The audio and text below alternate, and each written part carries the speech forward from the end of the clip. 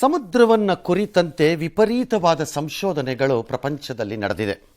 ಆದರೆ ಆಳ ಸಮುದ್ರದಲ್ಲಿ ಈಗಲೂ ಏನೆಲ್ಲ ಇದೆ ಎಂಬ ರೋಚಕತೆ ಸಂಪೂರ್ಣವಾಗಿ ಬಯಲಾಗೇ ಇಲ್ಲ. ಇವತ್ತಿಗೂ ಒಳಕ್ಕೆ ಹೋದಂತೆಲ್ಲ ಹೊಸದು ಕಾಣುತ್ತಿರುತ್ತದೆ.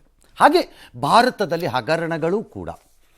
ಹಗರಣಗಳ ಆಳ ಅಗಲವನ್ನು ಕಂಡುಹಿಡಿಯುವುದಕ್ಕೆ ಸಾಧ್ಯವೇ ಇಲ್ಲ. ಮೂಡ ಹಗರಣವು ಒಂದು ರೀತಿ ಸಮುದ್ರ ಸಂಶೋಧನೆ ಇದ್ದಂಗೆನೇ ಇದೆ.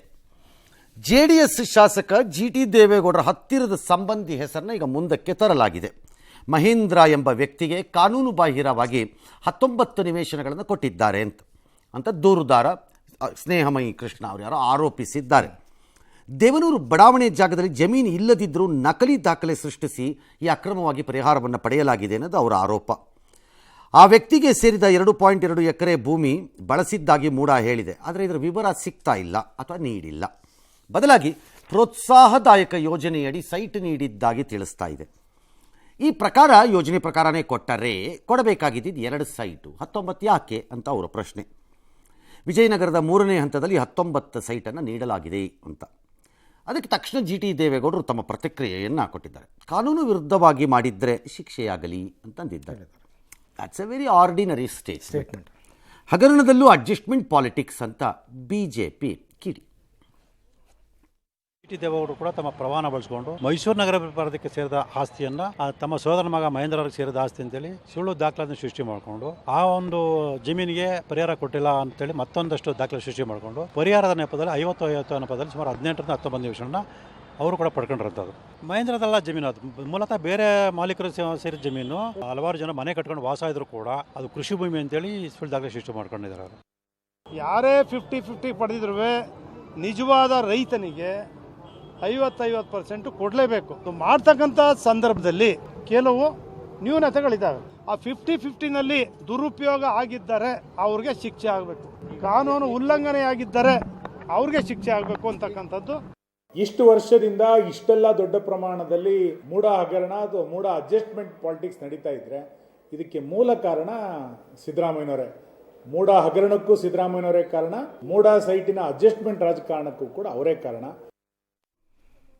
ಈ ಪ್ರಕರಣದಲ್ಲಿ 2 ತಪ್ಪುಗಳು ಮೇಲ್ನೋಟಕ್ಕೆ ಎದ್ದು ಕಾಣ್ತಾ ಇದೆಯಲ್ಲ ಸರ್. ಮೊದಲನೇದಾಗಿ ಕ್ರಯಪತ್ರದಲ್ಲಿ ಮೂಲ ಮಾಲೀಕರ ಹೆಸರೇ ಇಲ್ಲ, ಅದರಲ್ಲಿ ತಂದಿರೋದು ಈ ಮಹೇಂದ್ರ ಅಂತಕ್ಕಂಥವ್ರ ಹೆಸರು. ಎರಡನೇದು ಈ ಯೋಜನೆಯಡಿ 2 ಸೈಟ್ ಕೊಡಬೇಕು. ಡೀಟೇಲ್ಸ್ ಎಲ್ಲ ನಮ್ಮ ಜನಕ್ಕೆ ಭಾಳ ಇಂಟ್ರೆಸ್ಟ್ ಇದ್ದಂಗಿಲ್ಲ. ಪಾಯಿಂಟ್ ಈಸ್ ಅಕ್ರಮ ಆಗಿದೆಯಾ ಅಕ್ರಮ ಆಗಿಲ್ವಾ, ದಟ್ಸ್ ಆಲ್. ಈ ದಾಖಲೆಗಳಲ್ಲಿ ಅಕ್ರಮ ಆಗಿದೆಯಾ ಆಗಿಲ್ವಾ ಅನ್ನೋದು ಕಂಡುಹಿಡಿಯೋದೇನು ದೊಡ್ಡ ಕೆಲಸ ಅಲ್ಲ. ಅದು ಕೆಲವು ದಾಖಲೆಗಳ ಇಲ್ಲ ಅಂತಾರಲ್ಲ ಸರ್. ಇಲ್ಲ ಅಂತಂದರೆ ಇಲ್ಲ, ಮರುಸೃಷ್ಟಿ ಆಗಬೇಕದು, ವಾಪಸ್ಸು ಟ್ರ್ಯಾಕ್ ಬ್ಯಾಕ್ ಆಗಬೇಕು. ಅವಾಗ ಇಲ್ಲ ಸಂಬಂಧಪಟ್ಟ ಮಾಲೀಕರಿಂದ ಸಮನ್ ಮಾಡಬೇಕು ಹೊಸದಾಗಿ. ಭಾಳ ಸರಿ ಆಗತ್ತಿದು. ಬೆಂಕಿ ಬಿದ್ದಾಗ ದಾಖಲೆಗಳು ಸುಟ್ಟೋಗುತ್ತೆ.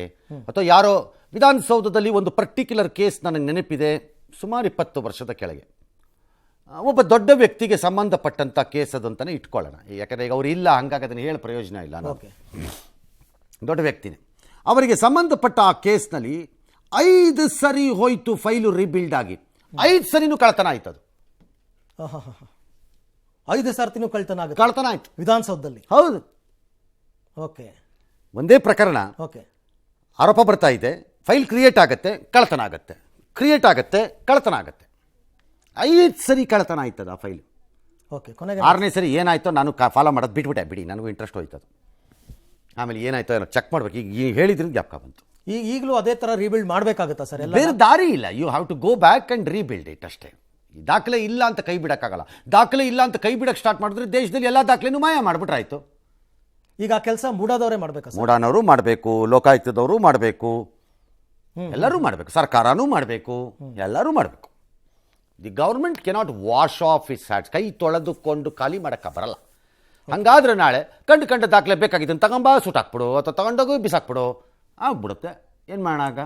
ಬಟ್ ವಿಜಯನಗರದಲ್ಲಿ 1 ಕೋಟಿ 1.5 ಕೋಟಿ ಇದೆ ಸರ್ ಸೈಟ್. 19 ಸೈಟ್, ಒಂದೊಂದು ಸೈಟ್ ತಗೊಳಕ್ಕೆ ಇಡೀ ಜೀವನ ಕಷ್ಟಪಡ್ಬೇಕು. 19 ಸೈಟ್ ಕೊಡ್ತಾರೆ ಅಂದ್ರೆ ಸರ್ ತಮಾಷೆನಾ ಸರ್ ಅದು? ಅಲ್ಲ, ಕೆಲವ್ರಿಗೆ ಅದೃಷ್ಟ ಇರುತ್ತೆ, ಹಸ್ತದಲ್ಲಿ ರೇಖೆ ಇರುತ್ತೆ, ಸಿಕ್ಕತ್ತೆ. ಬೇರೆಯವ್ರಿಗೆ ರೇಖೆ ಇಲ್ಲ, ಸಿಗಲ್ಲ. ಏನು ಮಾಡ್ತೀರಿ? ಈಗ 5,000 ಸೈಟು ಅಂದರೆ ಅದು ಜೋಕಲ್ಲ ಆ ಪೀರಿಯಡಲ್ಲಿ. ಬಟ್ ಸುನಿಲ್ ಹೇಳ್ತಿರೋದು ಇದು ಮೂಡ ಅಕ್ರಮ ಹಗರಣ, ಸಿದ್ದರಾಮಯ್ಯನವರೇ ಅದಕ್ಕೆ ಮೂಲ ಕಾರಣ ಅಂತ. ಹಂಗೆ ಕಾಣಿಸ್ತಿಲ್ಲ ನನಗೆ. ಸತತವಾದ ಸರ್ಕಾರಗಳ ಅವಧಿಯಲ್ಲಿ ಅಧಿಕಾರಿಗಳು ತಮಗೆ ಬೇಕಾದ ರೀತಿಯಲ್ಲಿ ಆಯಾ ಘಟ್ಟದ ಆಯಾ ಕಾಲದ ರಾಜಕಾರಣಿಗಳನ್ನು ತಮ್ಮ ಪ್ರಭಾವದಲ್ಲೋ ಅಥವಾ ಆಸೆ ದುರಾಸೆಯ ಬಲೆಯ ಒಳಕ್ಕೋ ಕೆಡವಿ ಏಜೆಂಟರ ಸಹಕಾರದೊಂದಿಗೆ ನುಂಗಿ ನೀರು ಕುಡಿದಿರುವ ಪ್ರಕರಣ ಇದು ಅಂತ ಬರೀಬೋದು. ಎಕ್ಸಾಮಲ್ಲಿ ನಮಗೆಲ್ಲ ಹಿಂದೆ ಒಂದು ಪದ ಕೊಟ್ಟು ಇದಕ್ಕೆ ಒಂದು ಪ್ಯಾರಾ ಮೇಲೆ ಬರೀಬಾರ್ದು ಹೌದು ಹೌದು ಅಂತ ಒಂದು ಕ್ವಶನ್ ಕೊಡೋರು, 5 ಕೊಡೋರು, ಅದಕ್ಕೆಲ್ಲ ಒಂದೇ ಪ್ಯಾರಾ ಬರೀಬೇಕು ನೀವು. ಹೌದು ಕರೆಕ್ಟ್. ನಮ್ಮ ಟೀಚರ್ ಹೇಳೋರು ಆ ಒಂದು ಪ್ಯಾರದಲ್ಲಿ ಎಲ್ಲ ಇರಬೇಕು, ಹುಷಾರ್, ಎಲ್ಲ ಡೀಟೇಲ್ಸ್ ಅದರೊಳಗಡೆ ಇರಬೇಕು, ಪ್ಯಾಕ್ ಆಗಬೇಕು. ಈಗ ನಾನು ಹೇಳಿದ್ದು ಆ ಥರ ಒಂದು ಪ್ಯಾರಾ ಇಡೀ ಹಗರಣವನ್ನು ಅಷ್ಟಾಗಿ ಬಣ್ಣಿಸಬಹುದು ಅಷ್ಟೇ. ಅಷ್ಟೇ. ಇನ್ನು ಮೂಡಾದ ಮಾಜಿ ಆಯುಕ್ತ ನಟೇಶ್ ಲೋಕಾಯುಕ್ತ ವಿಚಾರಣೆಗೆ ಗೃಹ ಇಲಾಖೆ ಅನುಮತಿಯನ್ನು ಕೊಟ್ಟಿದೆ. ಈ ಬೆನ್ನಲ್ಲೇ ಮುಂದಿನ ವಾರ ವಿಚಾರಣೆಗೆ ಬನ್ನಿ ಅಂತ ಈಗ ಸಮನ್ಸ್ ಜಾರಿ ಮಾಡಿದ್ದಾರೆ. ಈ ನಡುವೆ ಸ್ನೇಹಮಯಿ ಕೃಷ್ಣ ವಿರುದ್ಧ ಕೆಪಿಸಿಸಿ ಲಕ್ಷ್ಮಣ್ ವಕ್ತಾರ ದೂರು ಕೊಟ್ಟಿದ್ದಾರೆ. ಅವನೊಬ್ಬ ರೌಡಿ ಶೀಟರು, 44 ಕೇಸ್ ಇದೆ, ಸಿಎಂ ವಿರುದ್ಧ ಸುಳ್ಳಾರೋಪ ಮಾಡ್ತಾರೆ, ಇವ್ರನ್ನ ಅರೆಸ್ಟ್ ಮಾಡಬೇಕು, ಇಲ್ಲಾಂದರೆ ನಾನು ಧರಣಿ ಸತ್ಯಾಗ್ರಹ ಮಾಡ್ತೀನಿ ಅಂತೆಲ್ಲ ಎಚ್ಚರಿಕೆ ಕೊಟ್ಟಿದ್ದಾರೆ. ಈ ನಡುವೆ ಮೂಡಾದಲ್ಲಿ ಭ್ರಷ್ಟಾಚಾರ ಹಿನ್ನೆಲೆಯಲ್ಲಿ ಖಾತೆ, ಕಂದಾಯ ಸೇರಿ ಎಲ್ಲ ಸೇವೆಗಳನ್ನು ಪ್ರಾಧಿಕಾರ ಸ್ಥಗಿತ ಮಾಡಿದೆ. ಒಬ್ಬ ಆಯುಕ್ತರಿಗೆ ಕೊಟ್ಟಿದ್ದಾರೆ, ಇನ್ನೊಬ್ಬ ಆಯುಕ್ತರಿಗೂ ಕೊಡಬೇಕಾಗಿ ಬರುತ್ತೆ. ಒಂದೇ ಆಯುಕ್ತರಿಗೆ ನಿಲ್ಸಕ್ಕಾಗಲ್ಲ ಅದನ್ನು. ದ ನೆಕ್ಸ್ಟ್ ಆಯುಕ್ತ ಯಾರಿದ್ದಾರೆ ಅದು ಪಾತ್ರಧಾರಿ ಇದ್ದಂಗೆ ಇದೆ ಮೇಲ್ನೋಟಕ್ಕೀಗ, ಅಥವಾ ಈಗಿರೋ ಸದ್ಯದ ದಾಖಲೆಗಳು ಅಥವಾ ಆರೋಪಗಳಲ್ಲಿ. ಹಾಗಾಗಿ ಅದು ಬರಬೇಕಾಗತ್ತೆ. ನಂಬರ್ 2, ಇವ್ರು ಯಾರೋ ನಾನು ಧರಣಿ ಮಾಡೋದು ಅವ್ರ ಹಕ್ಕು. ಅವ್ರು ಯಾವುದಕ್ಕೆ ಬೇಕಾದ್ರೂ ಎಲ್ಲಿಗೆ ಬೇಕಾದ್ರೂ ಧರಣಿ ಮಾಡ್ಕೋಬೋದು, ಎಲ್ಲಿ ಬೇಕಾದ್ರೂ ಮಾಡ್ಕೋಬೋದು, ಅದು ಅವ್ರ ಇಷ್ಟ.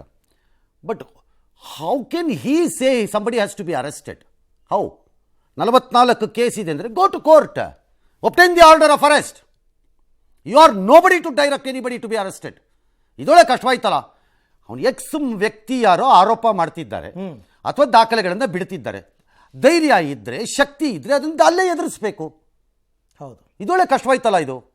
ಅಥವಾ ಇವ್ರದೇ ಗವರ್ನಮೆಂಟ್ ದಿನ ಆರೋಪ ಮಾಡುತ್ತಿದ್ದಾರೆ ಬೊಮ್ಮಾಯಿ ಸರ್ಕಾರದ ವಿರುದ್ಧ, arrest. The same man, you conduct lot of press conference and make allegations. Have you proved anything? ಇಲ್ಲ, ಇನ್ನು ಕೋರ್ಟಲ್ಲಿ ಇರುತ್ತೇನೋ, ಇದ್ರೆ ದಾಖಲೆ ಕೊಡಿ, ಆಗಬೇಕು, ಅರೆಸ್ಟ್ ಮಾಡಬೇಕು ಅವ್ರನ್ನ. Why? How can you shoot a messenger? What sort of a nonsense ಇದು ಆರ್ಗ್ಯುಮೆಂಟ್? ಇದು ಇಸ್ ಅನ್ಫೇರ್. ಇದು ಅವ್ರಿಗೆ ಬಿಡುಗಡೆ ಧರಣ, ಪ್ರೊಟೆಸ್ಟು, ಅವ್ರು ತಪ್ಪಾರೋಪ ಮಾಡ್ತಿದ್ದಾರೆ ಅಂತ ಪೊಲಿಟಿಕಲಿ ಫೈಟ್ ಮಾಡೋದು ಬೇರೆ. If you somebody has anything against the complaint, go to court, obtain the order on him. ಅಷ್ಟೇ. ಒಳ್ಳೆ ಕಥೆ ಆಯ್ತು ಇದು. Come on, there has to be a limit for everything. ಆರೋಪ ಮಾಡೋದು, ದಾಖಲೆ ಬಿಡುಗಡೆ ಮಾಡೋದೇ ತಪ್ಪು. ನಾಳೆ ನೀವುಗಳು ಆರೋಪ ಮಾಡಿದಾಗ ಇನ್ನೊಬ್ರು ಹೇಳ್ತಾರೆ ಸುಳ್ಳು ಆರೋಪ ಮಾಡ್ತಿದ್ದಾರೆ, ಬಂಧಿಸಿ ಅಂದ್ರೆ ಯಾರನ್ನು ಬಂಧಿಸ್ಬೇಕೀಗ? ಯಾರನ್ನು ಬಂಧಿಸ್ಬೇಕು? ಎಸ್, ನನ್ನನ್ನು ಮುಟ್ಟಿದ್ರೆ ರಾಜ್ಯದ ಜನ ಸುಮ್ಮನಿರಲ್ಲ ಅಂತ ಎಚ್ಚರಿಕೆ ನೀಡಿದ್ದ ಸಿದ್ದರಾಮಯ್ಯನವರು ಈಗ ಅಹಿಂದ ಹೆಸರಲ್ಲಿ ಒಂದು ಪ್ರದರ್ಶನ ಮಾಡ್ತಾರಂತೆ. That's okay, that's his call. December 5ರಂದು ದೇವೇಗೌಡರು ಅವರು ಹಾಸನದಲ್ಲೇ ಮಾಡ್ತಾರೆ ಅಂತ ಸುದ್ದಿ. ಈಗ ಏನು ರಾಜಣ್ಣ, ಮಾದೇವಪ್ಪ ಯಾರ್ಯಾರು ವಹಿಸ್ಕೊಳ್ತಾರಂತೆ. ಹೈಕಮಾಂಡ್ ಅನುಮತಿ ತಗೋತಾರೆ ಅನ್ಸತ್ತೆ, ಕೊಡ್ಬೋದು ಅವ್ರೂ. ಇದಕ್ಕೆ BJP ಆಕ್ರೋಶ, ಅಹಿಂದ ತಂತ್ರಕ್ಕೆ. ಯಾಕೆ ಆಕ್ರೋಶ? ಏನಕ್ಕೆ? ಎಲೆಕ್ಷನ್ ಟೈಮ್ನಲ್ಲಿ ಏನಾದರೂ ಈ ಥರದ್ದು ಮಾಡಿದ್ರೆ ಪೊಲಿಟಿಕಲಿ ಏನಾದರೂ ಗೇನ್ ಆಗ್ಬೋದು. ಈಗ ಯಾರ ವಿರುದ್ಧ ಮಾಡ್ತಾ ನಿಮ್ಗೇನು ಸಮಸ್ಯೆ ಅದರಲ್ಲಿ? ನಿಮ್ಗೇನ್ರಪ್ಪ ಸಮಸ್ಯೆ BJPಗೆ? ಅವ್ರ ಸಮಾವೇಶ, ಅವ್ರ ದುಡ್ಡು, ಅವ್ರ ಜನ ಸೇರಿಸ್ಕೊತಾರೆ, ಅವ್ರು ಮಾಡ್ಕೋತಾರೆ, ಅವ್ರು ಭಾಷಣ ಮಾಡ್ಕೋತಾರೆ, ಹೋಗ್ತಾರಪ್ಪ. ನಿಮ್ಗೆ ನೀವು ಮಾಡಿ. ಹಂಗಲ್ಲ ಸರ್, ಈ ಮೂಡಾ ಹಗರಣದಲ್ಲಿ ಆರೋಪ ಹೊತ್ತು ತನಿಖೆ ಎದುರಿಸ್ತಾ ಇರಬೇಕಾದ್ರೆ ನೀವು ಶಕ್ತಿ ಪ್ರದರ್ಶನ, ಅಹಿಂದ ಪ್ರದರ್ಶನ ಮಾಡಿ ಭಾಷಣ ಮಾಡಿದ ಕೂಡಲೇ ಕೋರ್ಟಲ್ಲಿ ಇದು ಅಹಿಂದ ಪ್ರದರ್ಶನ ನಡೆದುಬಿಟ್ಟಿದೆ ಅಂತ ಕೋರ್ಟ್ ಬಾಮಿಸ್ಕೊಂಡು ಕೂತ್ಕೊಳತ್ತಾ? ತನಿಖೆಗೆ ಯಾವ ಇದು? Then how can you stop? ಅವ್ರವ್ರ ಪೊಲಿಟಿಕಲ್ ಆಕ್ಟಿವಿಟಿ ಅವ್ರವ್ರು ಮಾಡ್ಕೊಳ್ಳಿ. ಮಾಡಬಾರ್ದು ಅಂತ ಹೆಂಗೆ ಹೇಳ್ತೀರಿ ನೀವು? ಈಗ ಅವ್ರು ಯಾರೋ ಆರೋಪ ಮಾಡಬಾರ್ದು, ನಾನು ಧರ್ಣ ಮಾಡಿಬಿಟ್ಟು ಅರೆಸ್ಟ್ ಮಾಡಿಬಿಡ್ಬೇಕು ಅವ್ರನ್ನ, ಹೆಂಗೆ ಹೇಳ್ತಾರೆ ಅವರು ಅಂತ. ಇದು ಹಾಗೇನೆ ಅಷ್ಟೇ. ಎಸ್. ಇನ್ನು ಬೊಮ್ಮಾಯಿ ಸರ್ಕಾರದ ವಿರುದ್ಧ ಗುತ್ತಿಗೆದಾರ ಅಂಬಿಕಾಪತಿ ಮಾಡಿದ 40% ಆರೋಪ ಆಧಾರರಹಿತ ಎಂಬ ತೀರ್ಮಾನಕ್ಕೆ ಲೋಕಾಯುಕ್ತ ಪೊಲೀಸರು ಬಂದಿದ್ದಾರೆ ಎನ್ನಲಾಗಿದೆ. ಅಂಬಿಕಾಪತಿ ಆರೋಪವನ್ನೇ ಆಧಾರವಾಗಿಟ್ಟುಕೊಂಡು ದೊಡ್ಡ ಮಟ್ಟದ ಪ್ರತಿಭಟನೆ ಮಾಡಿದ್ದ ಕಾಂಗ್ರೆಸ್ ಇದೀಗ ಅವರ ವಿರುದ್ಧ BJP ಮುಗಿಬಿದ್ದಿದೆ. ಅಂಬಿಕಾಪತಿ ಗುತ್ತಿಗೆದಾರನೇ ಅಲ್ಲ, BJP ಆಡಳಿತದಲ್ಲಿದ್ದಾಗ 40% ಕಮಿಷನ್ ಎಂಬ ಸುಳ್ಳು ಅಪಪ್ರಚಾರ ಮಾಡಿದ್ರು. ದುರ್ಮಾರ್ಗದ ಮೂಲಕ ಕಾಂಗ್ರೆಸ್ ಅಧಿಕಾರ ಕಬಳಿಸಿದೆ. ಇದಕ್ಕೆ ಲೋಕಾಯುಕ್ತ ವರದಿ ಸಾಕ್ಷಿ ಅಂತೆಲ್ಲ ಕಿಡಿಕಾರಿದೆ. ಕಾಂಗ್ರೆಸ್ ರಾಜ್ಯದ ಜನತೆಯ ಕ್ಷಮೆ ಕೇಳಬೇಕು ಅಂತ ಒತ್ತಾಯಿಸಿದೆ. ಈ ನಡುವೆ ಕೋವಿಡ್ ಕೂಡ, ಅಕ್ರಮ ಕೂಡ ಸುಳ್ಳು ಅಂತ ಬರುತ್ತೆ, ವರದಿ ನಿಮಗೆ ಮುಖಭಂಗ ಆಗುತ್ತೆ, ನೋಡ್ತೀರಿ ಅಂತ BJP ಹೇಳಿದೆ. ರಾಜ್ಯದ ಜನರನ್ನ ದಿಕ್ಕು ತಪ್ಪಿಸುವಂತಹ ಪ್ರಯತ್ನವನ್ನ ಕಾಂಗ್ರೆಸ್ನವರು ಮಾಡಿದ್ರು. ತಾನು ಅಧಿಕಾರಕ್ಕೆ ಬರಬೇಕು ಅನ್ನುವ ಕಾರಣಕ್ಕೆ 40% ಅನ್ನುವಂಥದ್ದು ಕಾಂಗ್ರೆಸ್ನ ಒಂದು ಟೂಲ್ ಕಿಟ್ ನ ಭಾಗ ಆಗಿತ್ತು. ಸಿದ್ದರಾಮಯ್ಯನವರ ಆದಿಯಾಗಿ ಇಡೀ ಕಾಂಗ್ರೆಸ್ನವರಿಗೆ ಹೇಳ್ತೇನೆ, ನೀವು ರಾಜ್ಯದ ಜನರ ಕ್ಷಮೆಯನ್ನ ಕೇಳಬೇಕು. ಇವತ್ತು ಇನ್ನು ಬೇರೆ ಬೇರೆ 40% ಸರ್ಕಾರ, 40% ಸರ್ಕಾರ, ಈಗ ಉತ್ತರ ಕೊಡಿ ಅದಕ್ಕೆ. ಕ್ಷಮೆ ಕೇಳಬೇಕಲ್ಲ. ಈಗ ಮಾನ್ಯ ಮುಖ್ಯಮಂತ್ರಿಗಳೇ, ಉಪಮುಖ್ಯಮಂತ್ರಿಗಳೇ, ಈಗ ರಾಜ್ಯದಲ್ಲಿ ಸುಳ್ಳುಗಳನ್ನು ಹೇಳಿ ಸರ್ಕಾರ ಮಾಡಿದ್ರಿ. ಹಾ, ಈಗ ಅಲ್ಲ ಸರ್, ಈಗ ಒಂದು ವೇಳೆ ಲೋಕಾಯುಕ್ತರ ವರದಿನೇ ಇದೇ ಅಂತಿಮ ಅನ್ನೋದೇ ಆದರೆ ಈ ನಿರ್ಧಾರಕ್ಕೆ ಬಂದಿದ್ರೆ ಅಫ್ಕೋರ್ಸ್ ಕಾಂಗ್ರೆಸ್ನವರು ರಾಜ್ಯದ ಜನ ಕ್ಷಮೆ ಕೇಳಲೇಬೇಕು. ಯಾಕಂದ್ರೆ ಎಲೆಕ್ಷನ್ ಅಲ್ಲಿ ಮೇಜರ್ ವರ್ಕೌಟ್ ಆಗಿದ್ದೇ ಇದಲ್ವಾ ಸರ್? ಅದೇ ನೋಡೋಣ. ಈಗ first this looks like leaked report ಇದ್ದಂಗಿದೆ ಇದು. ಹೌದು ಸರ್, ನನ್ನ ಪ್ರಕಾರದಲ್ಲಿ ನನಗೆ ಗೊತ್ತಿಲ್ಲ ಈ ಫುಲ್ ರಿಪೋರ್ಟ್ ಏನಿದೆ ಅಂತ. ಓಕೆ. ಯಾಕೆಂದರೆ ಈ ಪ್ರಕರಣದಲ್ಲಿ ಲೋಕಾಯುಕ್ತದಲ್ಲಿ ಅದು ಸ್ಪೆಸಿಫಿಕ್ ಕೇಸ್ ಇದೆ. ಅದು ಯಾರೋ ಒಬ್ಬ ಅಂಬಿಕಾಪತಿ ಅನ್ನೋರು, ಇನ್ನೊಂದು ಯಾರೋ ಕೆಂಪಣ್ಣ ಅನ್ನೋರು, ಯಾರೋ ಡ್ಯಾಶು ಎರಡು ಡೆತ್ ಆಗೋಗಿದೆ. ಅದು ಇಬ್ರು ಇಲ್ಲ. ಹೌದು, ಹಾಂ, ಎರಡೂ ಇಲ್ಲ ಅದೀಗ. ಹೌದು. ಸೊ ಹಾಗಾಗಿ ಈ ತನಿಖೆಯ ಫುಲ್ ವರದಿಯನ್ನ ಮತ್ತು ಆ ಫೈನಲ್ ಅಸಂಪ್ಷನ್ಗೆ ಅವ್ರು ಏನು ಬಂದಿದ್ದಾರೆ ಅಂತ ಇದ್ದೀವಿ ನಾವು, ಅದನ್ನ we need to see under what circumstances they have arrived at it ಅಂತ. Okay. So let's accept it as ಅದಿಲ್ಲ ಅಂತಾನೆ ಅನ್ಕೊಳ್ಳೋಣ. ನಾನು ಅವರೇನು ಇಲ್ಲ ಅನ್ನೋದು 40% ಪೋಸ್ಟರ್ನ ಮಾನ್ಯ ಮುಖ್ಯಮಂತ್ರಿ ಇವತ್ತಿನ ಮತ್ತು ಉಪಮುಖ್ಯಮಂತ್ರಿ ಇವತ್ತಿನ ಅಂಟಿಸಿದಾಗಲೇ ನಾ ಈ ಪ್ರಶ್ನೆ ಕೇಳಿದ್ದೆ. Pay CM unless you have a piece of document how can you go and paste something ಅಂತ ಕೇಳಿದ್ದೆ. ಎಸ್ ಎಸ್, ಹೆಂಗ್ ಅಂಟಿಸ್ತೀರಿ ನೀವು ಹೋಗಿ? ಅಲ್ಲ, ಕೆಂಪಣ್ಣ ಹೇಳಿರೋದ್ರ ಮೇಲೆ ನಾವು ಮಾಡಿರೋದು ಅಂತ ಅಂದಿದ್ದಾರೆ ಇವರು. ನನ್ನ ಹತ್ರ ಇದೆ ಅದಕ್ಕೆ ದಾಖಲೆ. ಹೌದು. ಕೆಂಪಣ್ಣ ಹೇಳಿದ ಆಧಾರದ ಮೇಲೆ ನಾನು ಪೋಸ್ಟ್ ಅಂಟಿಸ್ತೀನಿ ಅಂತಂದ್ರೆ ಹೇಗೆ ಅನ್ನೋದಕ್ಕೆ ಆವಾಗ ಉತ್ತರ ಕೊಡಬೇಕು. ಖಂಡಿತ ಕೊಡಲೇಬೇಕು. ಇಲ್ದಿದ್ರೆ ರಾಜ್ಯದ ಜನ ಅದಕ್ಕೆ ಬೇಕಾದ ತೀರ್ಮಾನ ಅವ್ರು ಮಾಡ್ಕೋಬೋದಾಗ. ಕರೆಕ್ಟ್. ನಾಳೆ ದಿನ ಇವ್ರು ಏನೇ ಆರೋಪ ಮಾಡಿದ್ರು ನಾವು ಅದನ್ನ ಅನುಮಾನದಲ್ಲೇ ನೋಡೋ ಹಂಗಾಗತ್ತಲ್ಲ ಸರ್. ಈಗ ಕೋವಿಡ್ ಹಗರಣ ಅಂದ್ರು, ಇನ್ನೇನೇನೋ ಅಂತಂದ್ರು, ಎಲ್ಲನೂ ಅನುಮಾನನೇ ಬರುತ್ತೆ. ರಾಜ್ಯದ ಜನ ನಮ್ಮ ಸರ್ಕಾರಗಳ ಬಗ್ಗೆ ವಿಪರೀತವಾದ ನಂಬಿಕೆ ಇಟ್ಟುಕೊಂಡು ಎಲ್ಲ ಸರ್ಕಾರಗಳಿಗೆ ಇದ್ದಾರೆ ಅಂತ ಅನ್ಕೊಂಡಿದ್ದೀರಾ? ಹಾಗಾದ್ರೆ 40% ವರ್ಕೌಟ್ ಆಗಲಿಲ್ವ ಸರ್ ಎಲೆಕ್ಷನ್ ಟೈಮ್ನಲ್ಲಿ ಕಾಂಗ್ರೆಸ್ನವರಿಗೆ? BJP ಕತೆ ಕಾಯ್ತಿದ್ರಂತ ಅವಾಗ ಅದನ್ನು ಕೌಂಟರ್ ಮಾಡಿದೆ. ಯಾರು ನಿಮ್ಮನ್ನು ಮಾಡಬೇಡಿ ಎಂದಿದ್ದು? ಯಾರು ನಿಮ್ಗೆ ಹೇಳಿದ್ದು? ಅವತ್ತಿನ ಮುಖ್ಯಮಂತ್ರಿಗೆ ಗಿಣಿಗಾದರೂ ಇನ್ನು 3 ಸರಿ ಹೇಳ್ಕೊಟ್ಬಿಟ್ಟಿದ್ರೆ ಹೇಳಿದ್ದನ್ನು ಹೇಳ್ಬಿಡೋದು. ಇವರು ಬಾಯೇ ಬಿಡಲಿಲ್ಲ. The chief minister plaster his mouth. Yes sir. ಮೈಗೆ ಎಣ್ಣೆ ಹಾಕೊಂಡು ತಿರ್ಗಾಡ್ಬಿಟ್ರು ಆ ಟೈಮಲ್ಲಿ. The honourable chief minister of that day. He did not even feel ashamed.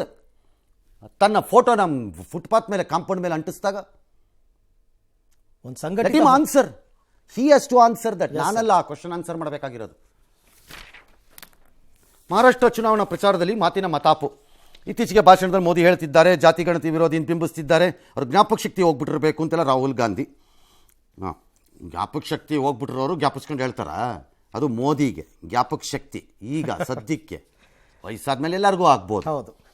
ಸೊಲ್ಲಾಪುರದಲ್ಲಿ ಭಾಷಣ ಮಾಡಿದ CM ಪ್ರಧಾನಿ ಸಿದ್ದರಾಮಯ್ಯನವರು ಅಬಕಾರಿ ಸುಳ್ಳದು ಜಾಹೀರಾತು, ಕರ್ನಾಟಕದ ಗ್ಯಾರಂಟಿ ಬಗ್ಗೆ ಸುಳ್ಳು ಜಾಹೀರಾತಿ ಕೊಟ್ಟಿದ್ದಾರೆ, ಮಹಾರಾಷ್ಟ್ರ BJP ವಿರುದ್ಧ ಕೇಸ್ ಹಾಕ್ತೀನಿ, ಪಾಠ ಕಲಿಸ್ತೀನಿ ಅವರಿಗೆ ಅಂತ ಅವರು ಹಾಕೊಂಡಿದ್ದಾರೆ. ಕಲಿಸ್ಬೋದು, ನೀವು ಕಲಿಸಕ್ಕಾಗಲ್ಲ ಅಂತ ನಾನು ಹೇಳಲ್ಲ. ನೀವು ಕೇಸು ಹಾಕ್ಬೋದು, ಹಾಕಕ್ಕಾಗಲ್ಲ ಅಂತಲೂ ಹೇಳೋಕ್ಕಾಗಲ್ಲ. But on what case? ಅದು ಗ್ಯಾರಂಟಿ ಮೇಲೆ. ಫೇರ್ ಕೋರ್ಟ್ ಅಂತ. ನನಗೆ ಭಾಳ ಇಂಟ್ರೆಸ್ಟ್ ಇದೆ ಈ ಕೇಸ್ ಬೀಳಲಿ ಅಂತ. ಹೆಂಗೆ ಸರ್? ನಂಗೆ ಭಾಳ ಇಂಟ್ರೆಸ್ಟ್, ಕಾಯ್ತಾ ಇದ್ದೀನಿ ನನಗೆ ಇದನ್ನ. ಯಾಕಂದರೆ ಆರ್ಗ್ಯುಮೆಂಟ್ಸ್ ದಟ್ ವಿಲ್ ಕಮ್ ಅದಾದ್ಮೇಲೆ ಬರೋ ಆರ್ಗ್ಯುಮೆಂಟ್ಸು ಭಾಳ ಮಜಾ ಇರುತ್ತೆ ನನಗೆ. ಗ್ಯಾರಂಟಿ ಅನುಷ್ಠಾನ, ಗ್ಯಾರಂಟಿ ಅನುಷ್ಠಾನ ಆಗಿದೆ, ಆಗಿಲ್ಲ ಅಂತ ಯಾವನು ಹೇಳೋಕ್ಕಾಗಲ್ಲ ನನ್ನ ಪ್ರಕಾರದಲ್ಲಿ. ಓಕೆ. ಆದರೆ ನೀವು ಹೇಳಿದಂತೆ ಆ ಗ್ಯಾರಂಟಿ ಅನುಷ್ಠಾನ ಆಗಿದೆಯಾ ಅನ್ನೋ ಮೂಲ ಪ್ರಶ್ನೆ ಇನ್ನೂ ಇದೆ. Yes sir, of course. ನಿಮ್ಮ ಅಡ್ವರ್ಟೈಸ್ಮೆಂಟಲ್ಲಿ 200 ಯೂನಿಟ್ ಅಂದ್ರಿ, ಆಮೇಲೆ ವರೆಗೆ ಸೇರಿಸಿದ್ರಿ. Does it amount to cheating? 10 kg ಅಕ್ಕಿ ಅದು ಕೊಡ್ತೀನಿ, ಚೀಟಿಂಗ್. 10 kg ಅಂದ್ರಿ, ಯು ಲೈಡ್ ಅಂತ. Does it amount to lying? 5 kg ಅಲ್ಲಿಂದ ಬರ್ತಿದೆ ಅಂತ ನಿಮಗೆ ಗೊತ್ತಿತ್ತು, ಹೇಳಲಿಲ್ಲ ಜನಕ್ಕೆ, ಹೇಳಲಿಲ್ಲ ಅಂತ. ಓಕೆ. ಎಲ್ಲ ಹೆಣ್ಣು ಮಕ್ಕಳಿಗೆ 2,000 ರೂಪಾಯಿ ಹೌದು ಅಂದ್ಬಿಟ್ರಿ.